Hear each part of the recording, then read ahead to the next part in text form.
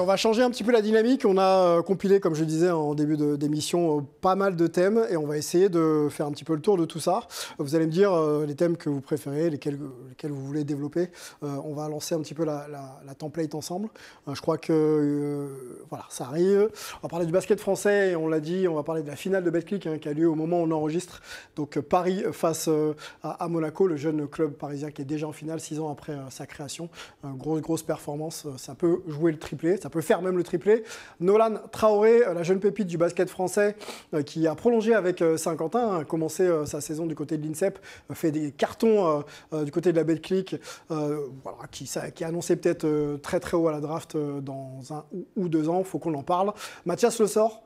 On n'en a pas parlé il y a 15 jours, mais vainqueur de l'Euroleague avec le Panathinaikos et qui sera vraisemblablement dans la liste finale de Vincent Collet. Et puis le dernier thème, c'est le CSP Limoges. Il se passe beaucoup de choses autour de ce club mythique. On va faire un petit peu le point sur la situation. Il y a des échéances qui devraient arriver là au moment où on se parle. On va faire le point avec un journaliste de la Populaire du Centre, Mathieu Marot, qu'on va accueillir dans quelques minutes. Sur ces 4 thèmes, messieurs, dites-moi ce qui vous hype et ce qui vous hype moins et quel thème vous voulez évoquer. Paul. J'ai envie de dire, on a envie de parler de tout, évidemment, mais c'est vrai que le petit Nolan Traoré, bon, c'est un petit peu notre nouveau coup de cœur, on va dire. Hein, et puis fin de saison extraordinaire, époustouflante, qui va être partenaire d'entraînement pour les Jeux. Donc voilà, j'ai envie d'insister là-dessus.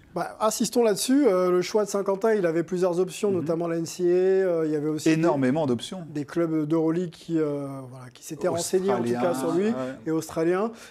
Saint-Quentin, club qui s'est développé des joueurs. On pense à Mathis Doussuovo notamment.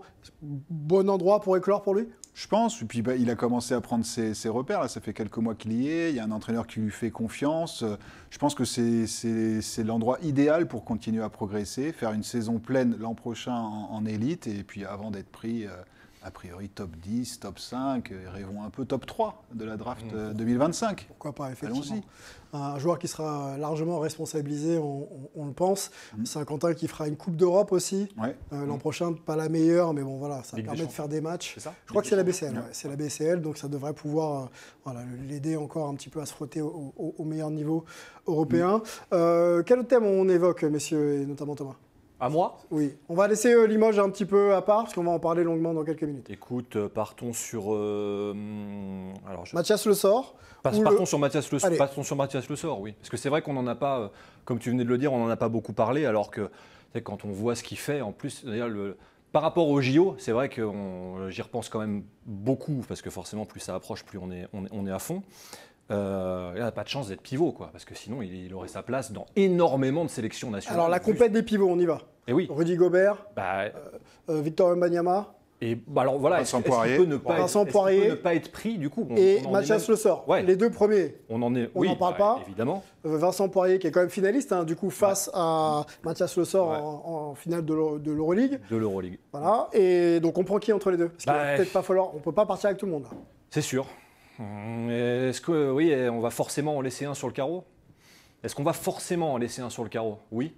Je pose la question. Il a un profil un peu différent de celui des 3 autres. Je trouve qu'il a un pivot plus petit. Je crois qu'il est à 2,6 m. Ouais. Donc c'est peut-être un profil plus énergique, qui est peut-être plus adapté, enfin celui de Poirier aussi, mais au jeu européen. Donc ça va vraiment être entre lui et Poirier. Et je pense que cette fin de saison lui donne peut-être un petit avantage dans l'esprit de Vincent Collet, même si on s'en souvient que l'an dernier, la Coupe du Monde, il avait été longtemps blessé à la cheville. Oui. Il avait quand même beaucoup manqué au bleu. Donc, Energizer, qui a, si on peut parler de profil aussi, qui a un vrai profil de poste 5 avec un jeu de haut panier qui est très important dans le jeu FIBA. Et c'est vrai que l'expérience des joutes de l'Euroleague peut aussi quand même aider à prendre un... Et puis sa dynamique, quoi. Du coup, fatalement, elle est excellente. Là, on l'a vu en larmes, c'était émouvant. Après Les stats de Mathias Le Sort, 32 minutes, 16 dévals, 17 points, 8 rebonds. Sac majeur de l'Euroleague. Voilà, ça, c'était pour justement le Final Four. Finale du championnat de Grèce, là, qui arrive aussi. Tout à fait, contre l'ennemi Olympiakos, évidemment. Exactement. Affaire à suivre. Bon, c'est un joueur qui devrait quand même être à Paris. Triple champion d'Europe. Enfin, oui, triple vainqueur d'Europe. Voilà. 2017 avec Nanterre. 2017 Nanterre, 2021 Monaco. Ouais. Pour finir l'Eurocup sur la plus grande. Absolument. Farage, on parle de quoi ? Avec le Pana. Eh bien, on parle de Paris. Paris, la finale donc, Paris, parce que ça me Game 1 au moment où on enregistre, on le redit, c'est du côté de Monaco. Pronostic ? Ça fera plaisir à Paul et à Thomas, Paris est magique. Ouais, oui. C'est beau ce que vous dites. Non, mais Paris, ils existent depuis 6 ans. Ouais. Ils sont en passe de. Ils ont remporté leur tout premier trophée déjà. C'était une sensation avec la Leaders Cup. Oui. Et une série d'invincibilité incroyable qui les a amenés à finir en seconde position de phase régulière. 25 matchs sans défaite, ouais, toutes compétitions confondues. C'est fou, c'est une série qui a duré 3 mois de mémoire, je dirais, avec de janvier. Une victoire très convaincante. Pour en avoir vu quelques-unes.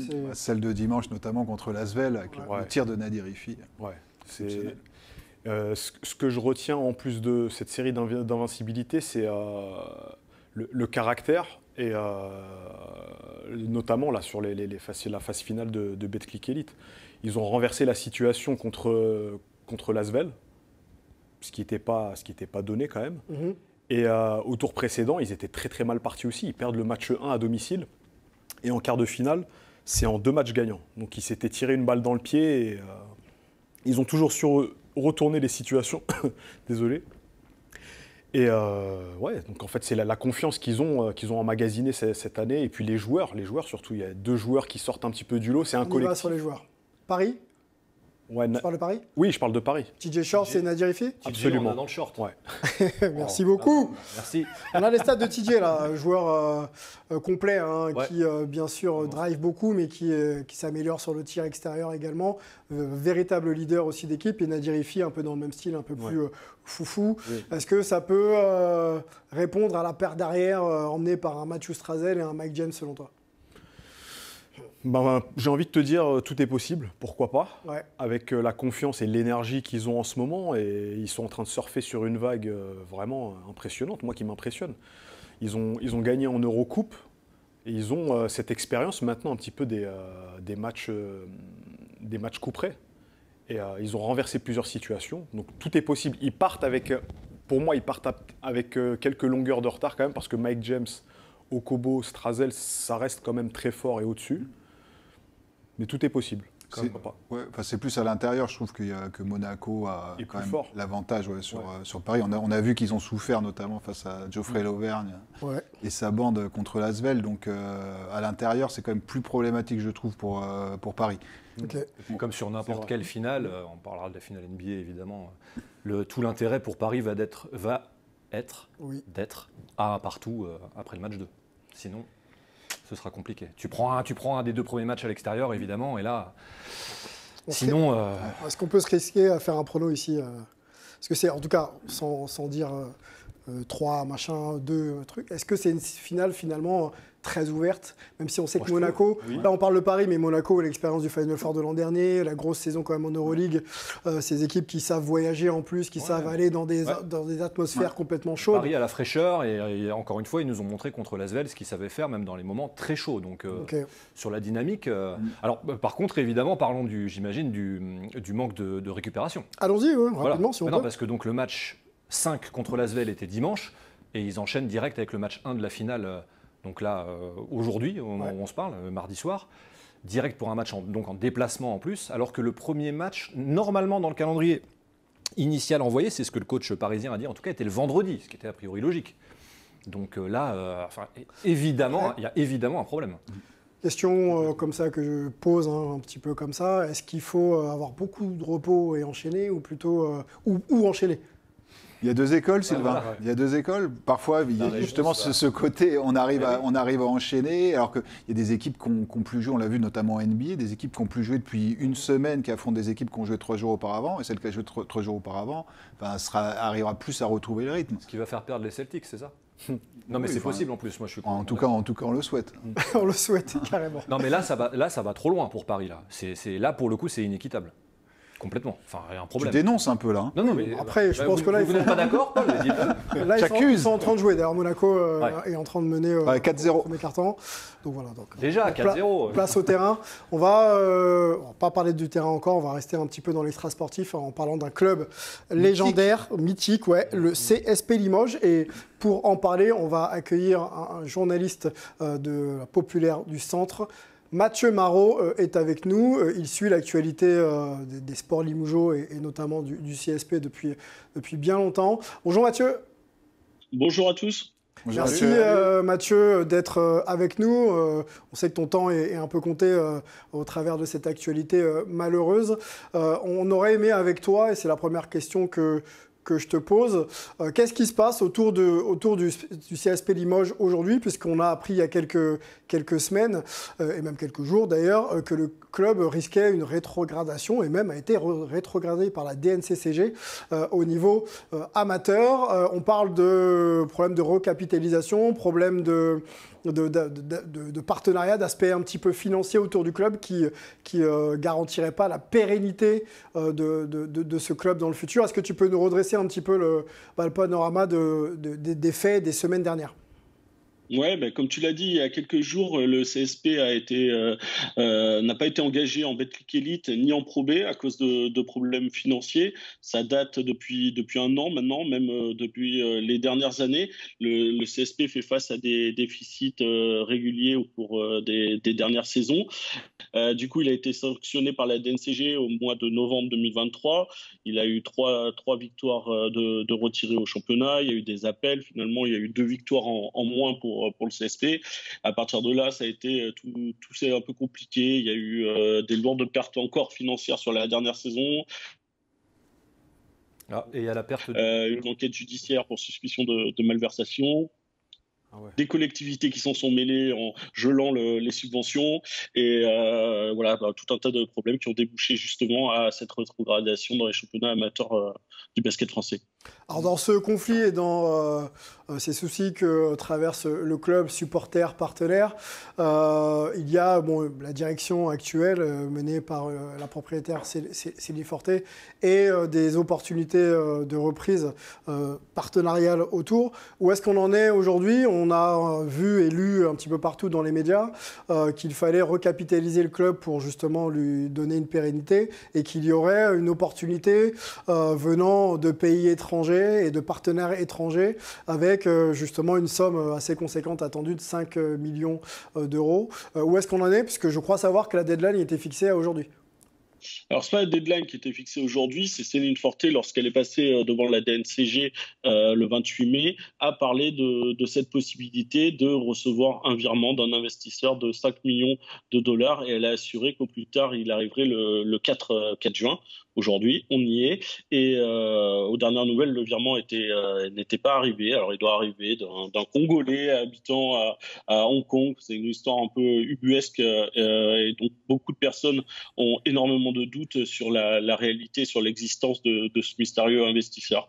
Donc voilà, on attend. Et de l'autre côté, il y a par contre une proposition d'un cadre d'Intermarché, voilà, mais qui ne séduit pas pour le moment Céline Forté, au grand dam de tous les Limougeaux quasiment. On parle d'un club mythique, hein. Quand on parle de Limoges, c'est 11 fois champion de France. C'est le seul club d'ailleurs vainqueur de l'Euroleague en 93. Il y a des coupes. 93, la seule vraie Coupe d'Europe remportée par un club français, en tout sport confondu. Coupe de France 2000, il y a des Leaders Cup, on en parlait des Leaders Cup il y a quelques minutes, 88 et 90. Le bilan de cette saison est pas très bon, mais bon, on va dire que c'est accessoire vu tout ce qui se passe. Mathieu, on continue avec toi. On sait que les fans accompagnent ce club depuis des générations. Qu'est-ce qu'on en dit là quand on parle un petit peu dans les rues de la situation du CSP Limoges ? Pour Limoges, c'est dramatique pour de nombreux supporters. Ils sont effarés par la situation actuelle. Et puis, il y a une vraie peur de voir le club disparaître réellement. Il a déjà été relégué 2 fois administrativement, ce club. Il est déjà tombé en N1, il est remonté. Il lui est arrivé beaucoup de soubresauts au cours de son histoire. Et là, l'inquiétude est palpable aujourd'hui. Paul a une question pour toi, Mathieu. Ouais, tu parlais des collectivités, là justement, il y en a qui veulent se retirer, des sponsors. Enfin, on sent que Céline Forté n'a finalement plus beaucoup de partisans autour du club. Comment tu vois sa situation là ? Elle devient intenable finalement ? Elle est complètement intenable. Aujourd'hui, elle se raccroche au versement d'un virement de 5 millions de dollars qui reste jusqu'à preuve du contraire hypothétique. Les collectivités ont gelé leurs subventions. Des partenaires majeurs ont déjà annoncé qu'ils ne continueraient pas avec CN Forte, que cet argent arrive ou n'arrive pas. Donc la position, elle est intenable. Admettons que par le plus grand des miracles, le virement arrive. C'est pas sûr que le CSP puisse repartir. En tout cas, il n'en sortira pas indemne de tout ce qui se passe actuellement. Okay, merci.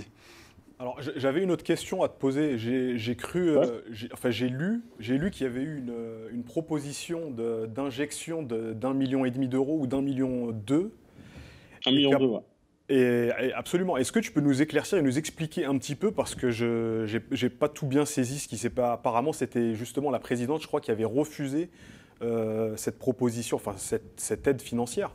Ça me paraît. Cette proposition, elle est toujours sur la table. Elle émane de Lionel Pelluet, c'est un supporter du CSP, un homme de la région, numéro 2 du groupe Intermarché. Il a fait une proposition d'1,2 million pour reprendre la majorité des actions du club, avec 2 conditions. À la fois qu'ils prennent les commandes, qu'ils fassent table rase de tout du passé, qu'il ait la majorité absolue. Voilà. Pour l'instant, CN Forte a refusé cette proposition parce qu'elle